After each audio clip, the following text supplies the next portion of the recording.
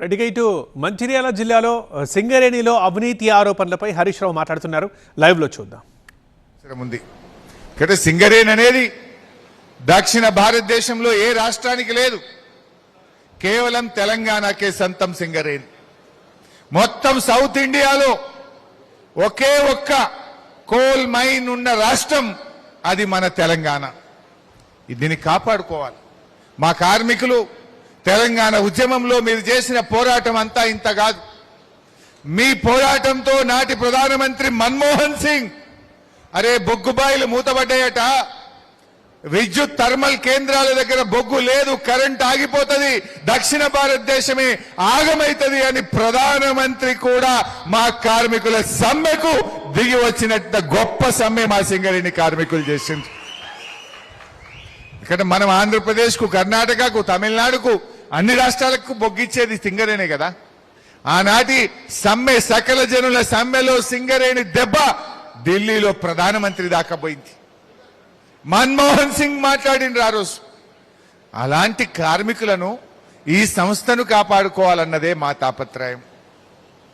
ఆనాటి తెలుగుదేశం పార్టీ, ఆనాటి జాతీయ పార్టీలు డిపెండెంట్ ఉద్యోగాలు నిషేధించిండ్రు. చంద్రబాబు, ఆనాటి కాంగ్రెస్ డిపెండెంట్ ఉద్యోగాలు పునరుద్ధరించలేదు. ఇలా కేసీఆర్ గారు ఇచ్చిన మాట ప్రకారంగా డిపెండెంట్ ఉద్యోగాలను పునరుద్ధరించి 16,000 మందికి ఉద్యోగాలు ఇచ్చింది బీఆర్ఎస్ ప్రభుత్వం. మీ ఇంటి పట్టాలను రెగ్యులరైజ్ చేసింది బీఆర్ఎస్ ప్రభుత్వం. మరి కాంగ్రెస్ ఏం చేసిందో మీకు తెలుసు.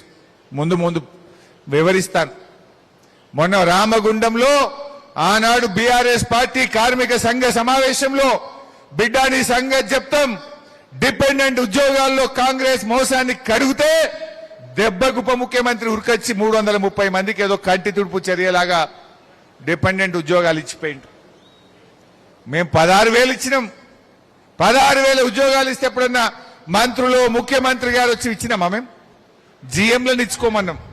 అది సింగరేణి చేసుకునే ప్రక్రియగా సింగరేణికి అధికారాలు ఇచ్చి సింగరేణి అధికారుల చేత సాదాసీదాగా జరుపుకున్నాం. కానీ తేడా ఏంటంటే 16,000 ఉద్యోగాలు ఇచ్చినా మనమేమో చెప్పుకోలేదు. వాళ్ళు 300 ఇస్తే 4 మంత్రులు వచ్చారు. ఉప ముఖ్యమంత్రి 4 మంత్రులు వచ్చి ఆ ఇచ్చిన 300కు బీఆర్ఎస్ దెబ్బకు దిగొచ్చి 300కు 3 గంటల స్పీచ్ కొట్టిపోయారు. మనం 16,000 ఉద్యోగాలు ఇచ్చిన ఆనాడు మంత్రులం గాని, కేసీఆర్ గారు గాని, మేము ప్రచారం చేసుకోవాలి. అక్కడనే తేడా ఉన్నది. శారాణ కోడికి బారాణ మసాలా ఉన్నది కాంగ్రెస్ వాళ్ళది. మనమేమో 16,000 ఇచ్చినాం, మాట కూడా చెప్పుకోలే. 1000 పట్టాలు ఇచ్చినాం. మా చిన్నయ్య అయితే 8,000 పట్టాలు ఇచ్చిండు, అయినా చెప్పుకోలే. మేము చెప్పుకోక వెనుకబడ్డాం. వాళ్ళు చెయ్యని దానికి చెప్పుకుంటూ ఎక్కువ ఉన్నది. సరే, ఇంకా విషయాలు లోపలికి పోయినాక చెప్తా. ఎక్కువ టైం వేస్ట్ చేయకుండా నేను పీపీటీలోకి వెళ్తా ఉన్నా.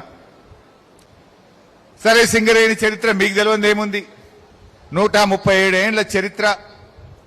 ఇవాళ పర్మనెంట్ ఉద్యోగులు, కాంట్రాక్ట్ ఉద్యోగులు కలిపితే దాదాపు 70,000 మంది ప్రత్యక్షంగా ఉపాధి పొందుతా ఉన్నారు.